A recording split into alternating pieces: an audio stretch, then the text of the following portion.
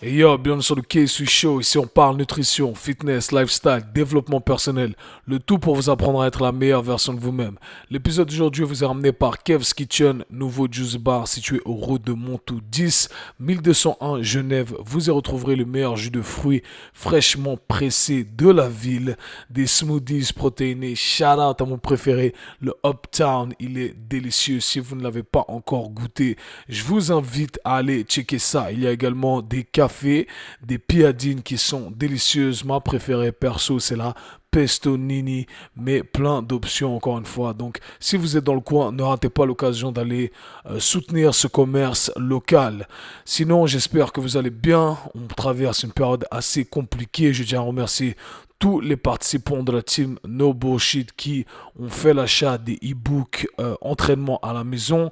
J'espère que ça vous permet de continuer à faire des gains parce que comme vous le savez, on n'aime pas être des victimes ici. Donc on va continuer à faire de notre mieux. Et si vous ne l'avez pas encore fait, vous pourrez retrouver ces e-books entraînement à la maison, un e-book axé sur le bas du corps et un e-book axé sur le haut du corps. Vous allez retrouver tout ça dans les show notes et plein d'informations également. Si vous voulez soutenir le podcast, il y a des liens dans les show notes également pour pouvoir contribuer au développement de ce podcast pour qu'il y ait encore plus d'informations de qualité. C'est le but qu'on grandisse ensemble. Donc si vous voulez soutenir tout ça, allez checker les liens et simplement partager l'épisode avec vos amis. Faites un screenshot sur les réseaux sociaux, taguez-moi et vous allez voir que petit à petit, c'est comme ça qu'on va balancer les bonnes informations.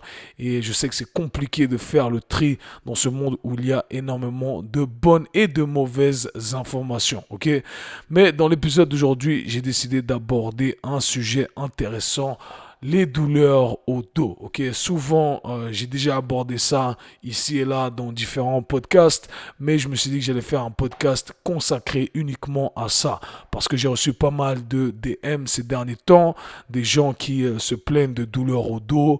En plus, maintenant, ça va pas être une période qui va aider les gens vu qu'on va être encore plus sédentaire, on va moins sortir de la maison, on est dans notre période de confinement, on fait du home office, on travaille depuis la maison. Donc autant vous dire que le corps va souffrir si on ne l'alimente pas avec du mouvement. Alors on entend souvent dire plein de trucs sur les douleurs concernant le dos. D'où elles viennent, qu'est-ce qui provoque ces douleurs.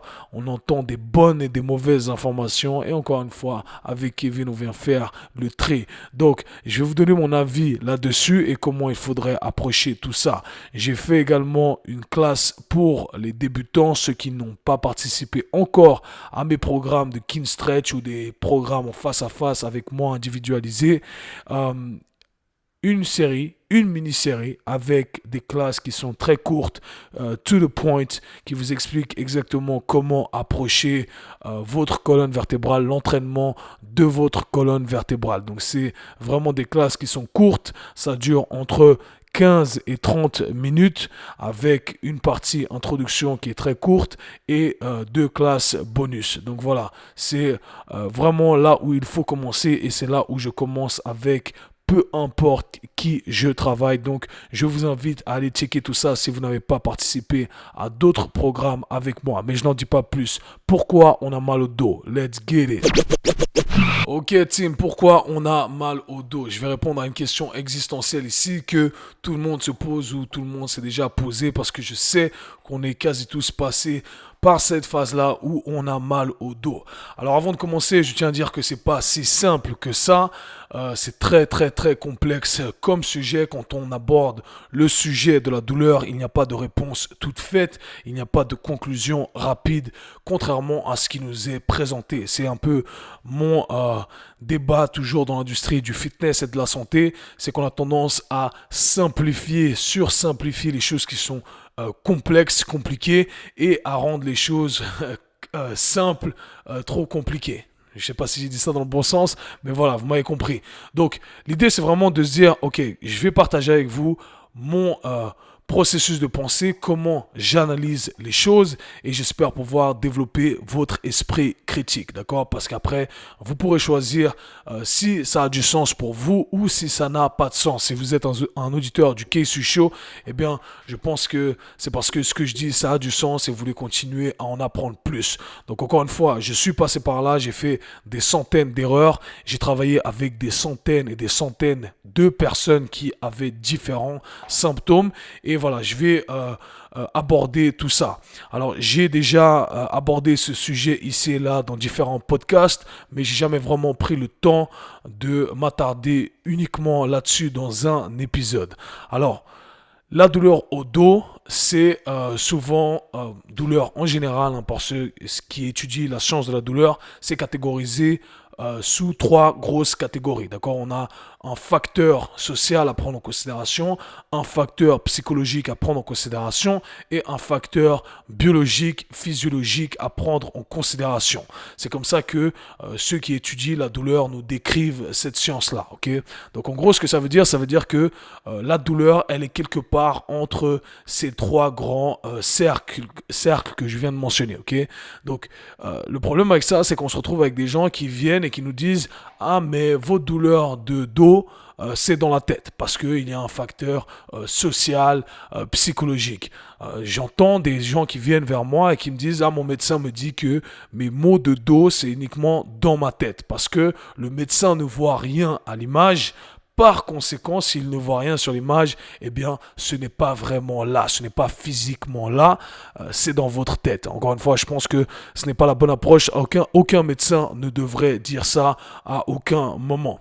Après, on a de l'autre côté les coachs, les thérapeutes qui créent des conclusions très rapides en disant « Voilà, tu as mal au dos parce que ci, parce que ça. » Et on va aborder tout ça dans un instant. Le problème avec tout ça, c'est que selon moi, on n'utilise que des mesures subjectives. Alors oui, on peut faire des hypothèses, mais le problème, c'est qu'on ne peut pas se baser uniquement sur ces mesures subjectives-là. Okay? Il n'y a rien de concret. Moi, j'aime utiliser du concret et après, on peut rajouter un peu de mesures subjectives, bien entendu, parce que là, ça laisse place à l'interprétation. Avant de commencer, je tiens à dire que je souffrais moi-même de douleurs au dos pendant des années. Toute la famille du côté de mon père n'a pas pu travailler, a dû arrêter de travailler au début de leur trentaine. À la fin de leur vingtaine, ils ont dû arrêter complètement à cause de douleurs extrêmes au dos. Et à l'âge de 15 ans, 16 ans, je souffrais énormément de douleurs au dos. Et devinez ce que le médecin m'a dit. Le médecin m'a dit, c'est génétique. Tu as mal au dos parce que toute la famille du côté de ton père a mal au dos et c'est comme ça, basta. Bien entendu, je suis têtu et j'ai continué à faire de la recherche, etc. Et devinez quoi, je n'ai plus jamais eu mal au dos. Je fais des choses extraordinaires avec ma colonne vertébrale, des choses que je n'aurais jamais cru pouvoir faire. Et les gens, quand ils me voient en vrai, ils se disent « Ah, toi, tu arrives à faire tout ça avec ta colonne vertébrale, avec tes hanches, etc. » Et ils sont étonnés parce que, voilà, pour ceux qui ne me connaissent pas, je fais 1m90, presque 100 kg, 1m90 pour les Français. Et voilà, donc ça étonne un peu les gens parce que c'est pas quelque chose qu'on voit qui est commun.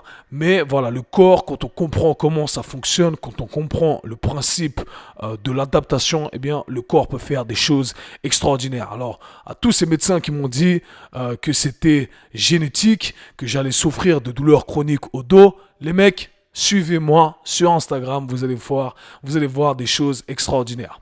Maintenant, j'ai eu la chance de pouvoir partager ce savoir avec des gens, les gens avec qui je travaille. Et je travaille avec énormément de gens qui ont souffert de douleurs au dos.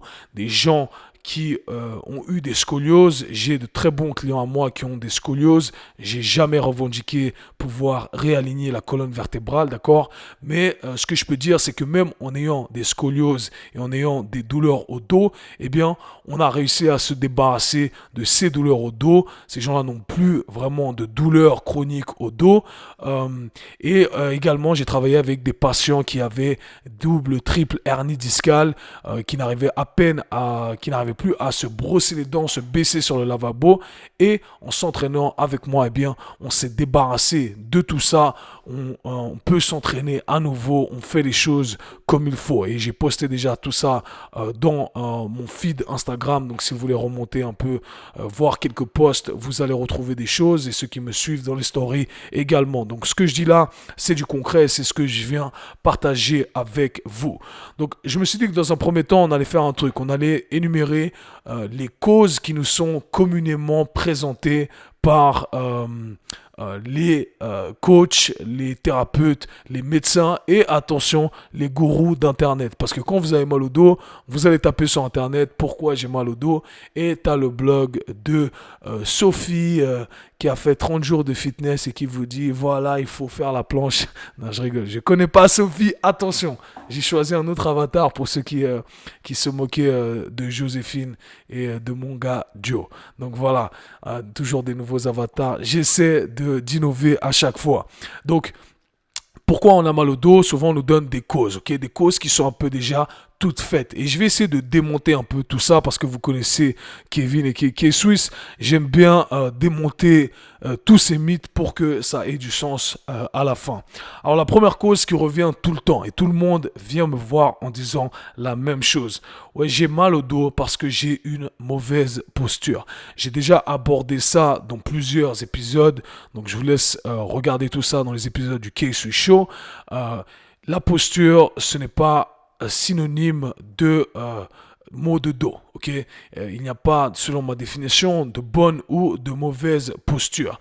Et la bonne posture qui est généralement décrite par les gens n'est pas synonyme de santé, de bonne santé, quelque chose de bien pour votre colonne vertébrale. Ce que j'ai déjà expliqué plusieurs fois, c'est que les gens qui se tiennent droit, avec une belle posture, une colonne vertébrale bien droite, une belle apparence, eh bien, souffrent de douleurs au dos de la même façon que ceux qui sont assis toute la journée, d'accord? Alors ce que j'explique, c'est que le problème, ce n'est pas la forme statique dans laquelle on se trouve. Le vrai problème, c'est qu'on est statique, c'est qu'on n'alimente pas son corps avec du mouvement. Et c'est pour ça que la posture en soi, ça a été prouvé, dit et redit par moi et par d'autres que ce n'est pas la cause de douleur au dos, d'accord?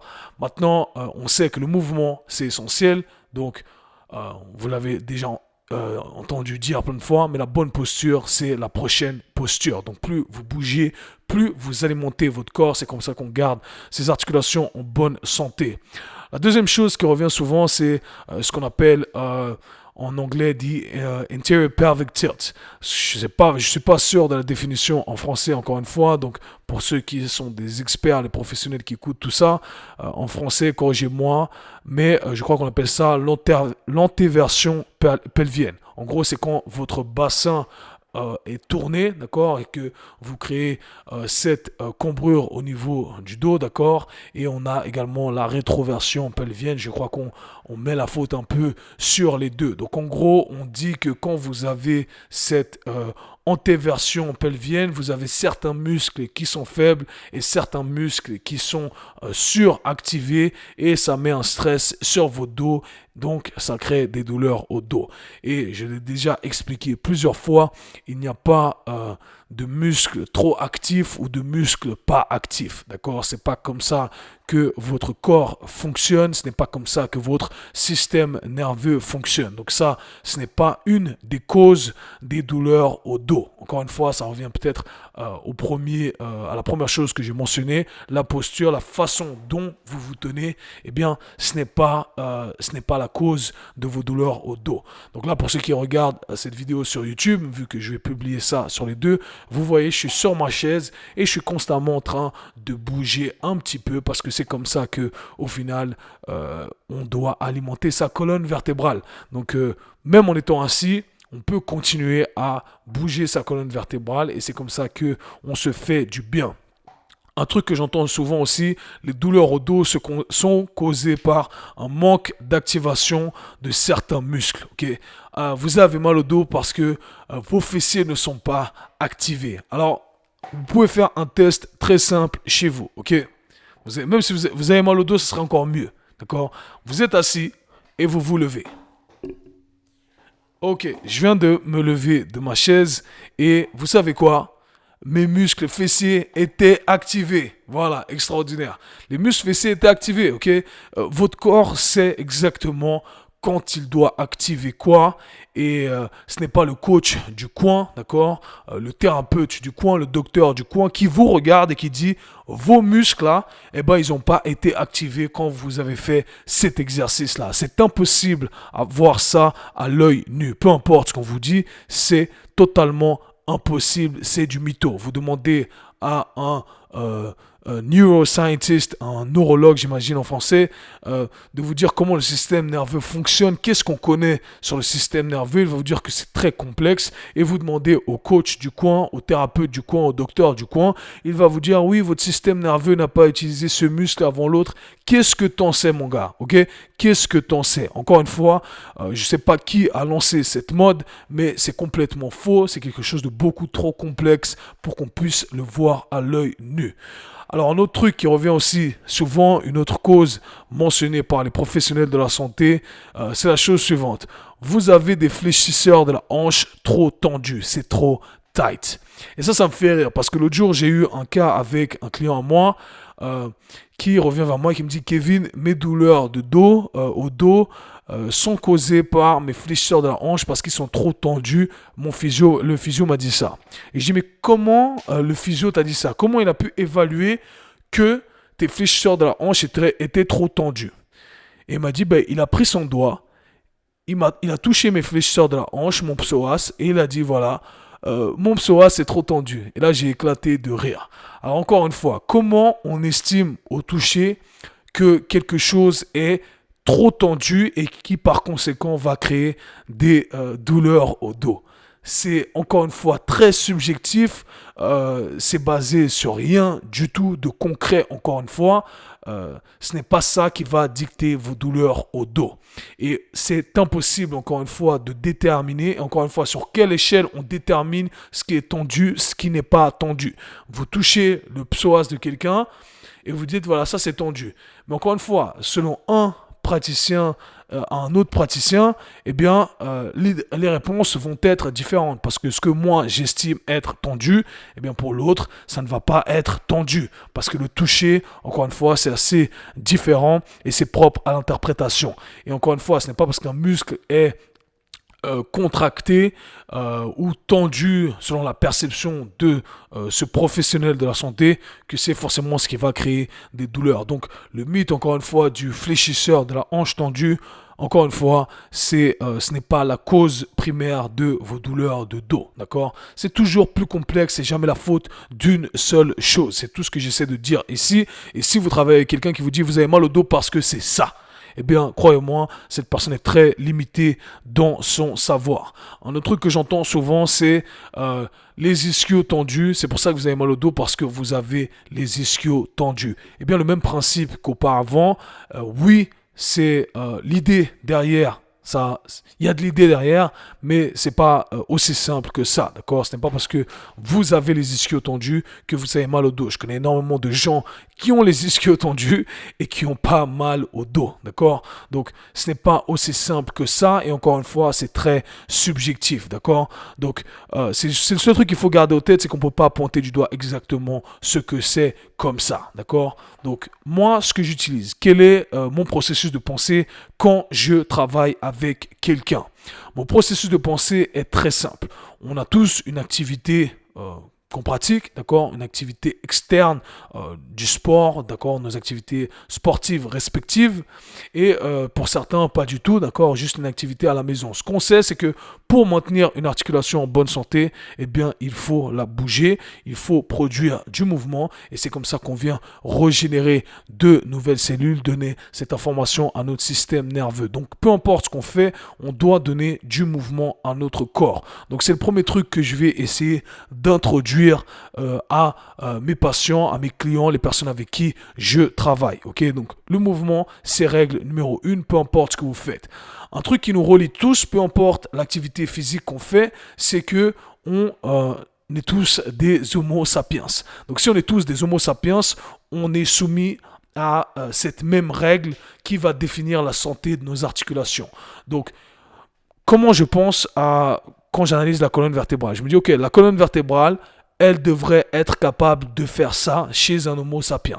Elle devrait être capable d'exprimer cette fonction, cette fonction, cette fonction et cette fonction. Eh bien, tous les jours, je vais faire en sorte d'exprimer toutes ces fonctions. Parce que peu importe le sport que vous faites, peu importe l'activité que vous avez au quotidien, vous êtes avant tout un Homo sapiens. Donc, vous devez respecter ces règles-là de physiologie d'un Homo sapiens. Ok? Maintenant, une fois que j'ai compris ça, je me dis, ok, je vais analyser l'Homo sapiens dans sa totalité. Pourquoi? Parce que la colonne vertébrale, c'est très, très, très complexe et ceux qui viennent faire les évaluations avec moi le savent. La colonne vertébrale, paye souvent les pots cassés des autres mauvaises articulations, ou je devrais dire plutôt des autres articulations qui ne fonctionnent pas comme elles devraient fonctionner. D'où l'importance de faire cette évaluation complète que les gens font avec moi. Ok, je m'explique.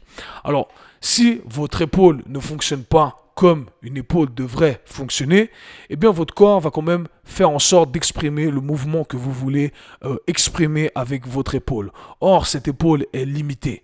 Mais votre corps ne va pas vous laisser tomber. Il ne va pas dire « Ah non, je m'arrête là ». Il va quand même exprimer le mouvement. Mais comment il va le faire? Il va le faire avec une compensation. Ok? Et cette compensation, eh bien, qu'est-ce que c'est? C'est tout simplement votre corps qui va utiliser une autre articulation pour faire le travail de l'articulation en question. Je reprends l'exemple, si votre épaule ne fonctionne pas, je monte mon épaule ici en flexion, ok, j'arrive pas à monter plus haut, où est-ce que je dois compenser? Eh bien avec mon dos, ok, donc où la charge va être placée à ce moment-là? Sur mon dos. Elle devrait être placée initialement sur mon épaule, mais elle va aller directement sur mon dos parce que mon épaule ne fonctionne pas comme une épaule.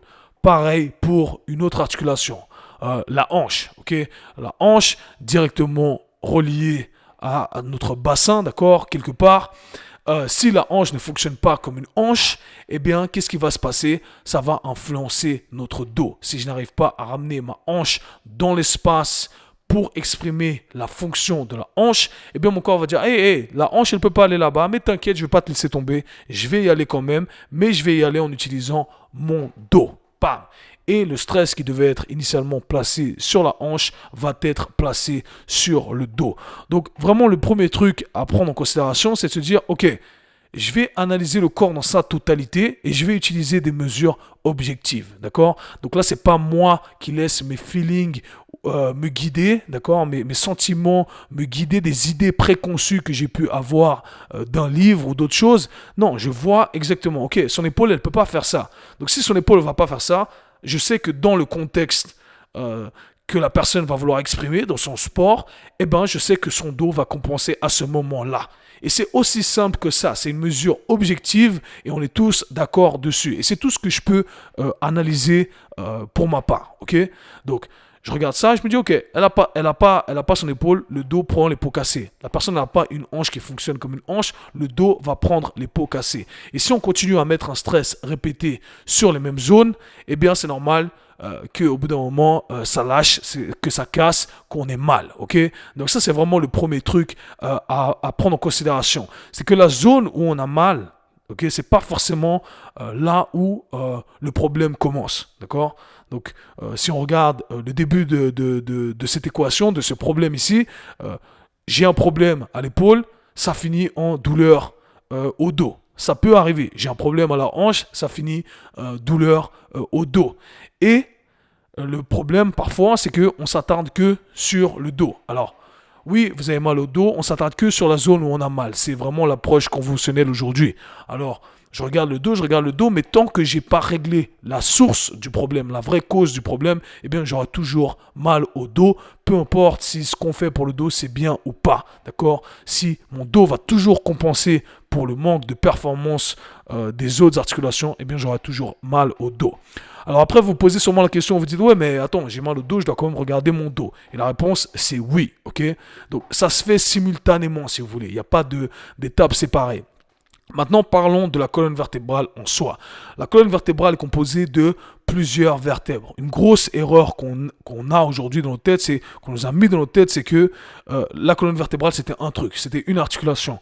La colonne vertébrale, ce n'est pas un truc, ce n'est pas une articulation. La colonne vertébrale, c'est plusieurs petites articulations qu'on appelle des vertèbres qui ont une liberté de mouvement. Ok, donc on doit être capable de bouger chaque petite vertèbre dans l'espace, comme on est capable de bouger son coude, comme on est capable de bouger son poignet, ses omoplates, etc., etc. Ok. Maintenant, ce qui se passe, c'est que à cause de notre mode de vie sédentaire, on a perdu la capacité à bouger ces vertèbres-là. On a perdu la capacité à segmenter chacune de ces vertèbres. Et si vous n'arrivez pas à imaginer ce que je dis, regardez un danseur danser. Les danseurs ont un contrôle de leur colonne vertébrale qui est extraordinaire. J'ai appris ça en commençant les cours de danse et j'étais épaté. Vous voyez les danseurs quand ils font des vagues, regardez ceux qui font du pop-in, c'est extraordinaire. Peu importe, tous les danseurs quasiment, ok. Donc ils arrivent à isoler chaque vertèbre, bouger dans l'espace, ok. Ceux qui regarderont la vidéo, vous allez rigoler, mais c'est comme ça que ça fonctionne, parce qu'on a la capacité de faire ça. Donc quand vous voyez un danseur qui fait une vague avec sa colonne vertébrale, c'est qu'il a la capacité de dissocier, de segmenter chaque partie de sa colonne vertébrale. Maintenant, si on a perdu cette capacité de le faire, eh bien, qu'est-ce qui se passe? On va bouger que depuis 1, 2 vertèbres, 3 vertèbres, 4 vertèbres qu'on arrive à contrôler. Le problème, c'est qu'à chaque fois que vous allez solliciter votre colonne vertébrale, vous allez bouger depuis où vous pouvez bouger. C'est aussi simple que ça. Donc, pensez à ça comme si le reste de ces vertèbres que vous n'avez pas utilisées, vous avez perdu le contrôle sur ces vertèbres, ça va se figer, ok? Donc, ça va se transformer en un bloc. Et puis, juste en dessous de ce bloc-là, eh bien, vous avez 1, 2 vertèbres qui arrivent à bouger. Et juste au-dessus de ce bloc-là, eh bien, vous avez 1, 2 vertèbres qui arrivent à bouger. Eh bien, à chaque fois que vous allez solliciter votre colonne vertébrale, eh bien, vous allez bouger depuis ces 2 zones-là qui sont les 2 seules zones mobiles. Donc, le stress que vous allez placer sur votre colonne vertébrale et qui est la charge va aller directement sur ces 2 zones-là. Quel est le problème ici? Le problème, c'est que la colonne vertébrale, en fait, elle est composée de plein de vertèbres, ok? Et que lorsque vous l'utilisez dans le meilleur des mondes, eh bien, la distribution de charge, le stress qui est placé sur cette colonne vertébrale devrait être distribué tout le long de ces vertèbres. Donc, si je prends un chantier et qu'on a 24 ouvriers sur le chantier, ok? Mais maintenant, sur ces 24 ouvriers, il n'y a que 4 ouvriers qui vont vraiment travailler. Qu'est-ce qui va se passer à la fin de la journée? À la fin de la journée, eh bien, les 4 ouvriers qui ont travaillé sont ceux qui seront fatigués, ils auront trop travaillé, ils auront trop donné et éventuellement même, ils vont se blesser parce qu'ils ont dû faire le travail pour tous les autres. Alors, sur combien de temps ça va durer? On ne sait pas, mais au bout d'un moment, eh bien, les mecs, ça va lâcher. J'aime utiliser aussi l'exemple de paires de baskets, ok? Si vous avez 24 paires de baskets, et que tous les jours, vous utilisez une nouvelle paire de baskets, vous allez utiliser ces paires de baskets pendant très, très, très longtemps. Mais si vous utilisez toujours les mêmes 2 paires, 3 paires de baskets, eh bien, elles vont s'user très rapidement. Troisième métaphore que j'aime utiliser, je vais tout balancer, tout partager avec vous. Si vous avez un château avec 24 entrées, ok, mais que maintenant, vous utilisez toujours les mêmes 2 entrées, quelle serrure allez-vous changer? Vous allez changer les serrures que vous utilisez tout le temps. C'est aussi simple que ça, ok? Donc, les serrures que vous utilisez tout le temps, bien entendu, ça va créer du dommage, etc. Et voilà, au bout d'un moment, on devra les changer. Mais c'est le même principe avec votre colonne vertébrale. Donc, on doit faire en sorte que chaque partie fonctionne, d'accord? Et quand chaque partie fonctionne, eh bien là, on peut penser à renforcer le tout, ok? Et ça, c'est une erreur que je vois souvent. C'était mon dernier post Instagram. Les professionnels de la santé qui recommandent directement de faire des exercices pour renforcer le bas du dos. J'ai des athlètes professionnels qui viennent me voir, leur médecin, leur physio, leur coach leur dit « Ah, il faut renforcer le bas du dos ». Et le problème, c'est qu'en fait, leur bas du dos est déjà très fort, déjà trop fort. Le bas du dos fait déjà le travail pour le haut du dos, pour les hanches, pour l'épaule, pour tout. Le bas du dos travaille constamment. Il faut lui donner une petite pause, en fait. D'accord? On va lui donner une petite pause, on va faire en sorte que le tout fonctionne bien et après, on pourra renforcer le bas du dos. Et c'est comme ça que ça fonctionne et c'est ça que j'explique dans mes classes de mobilité. Et c'est vraiment cette étape-là qu'il faut suivre. Ça ne sert à rien de chercher à courir avant de savoir marcher. Donc ça, c'est très, très, très important. Je pense avoir fait le tour ici, avoir tout dit concernant la colonne vertébrale. Donc si on devait faire un petit résumé. Oubliez les réponses toutes faites, ok? Ça sert à rien. Les conclusions rapides en vous disant vous avez mal au dos parce que ci, parce que ça, alors qu'il n'y a pas eu un travail d'analyse. Je suis tout le temps étonné par ce fait-là. Les gens vont chez le médecin, font une consultation de 10 minutes, 5 minutes, allez, 30 minutes pour être généreux, et on leur dit, vous avez mal au dos à cause de ça. Alors que moi, je fais une évaluation articulaire, ça dure 3h30 pour que je puisse commencer à réfléchir sur éventuellement qu'est-ce qui pourrait créer ces douleurs au dos. Donc, voilà, il n'y a pas de réponse toute faite. 2. Faisons en sorte que chaque partie de son corps fonctionne comme elle devrait fonctionner pour les activités qu'on a envie d'exécuter. Okay? 3. Faisons en sorte que la colonne vertébrale fonctionne comme une colonne vertébrale. Parce que vous l'avez vu, pour ceux qui n'ont pas fait le lien encore, c'est un peu l'effet boule de neige. Si une articulation ne fonctionne pas et que la colonne vertébrale maintenant doit faire le travail de cette articulation.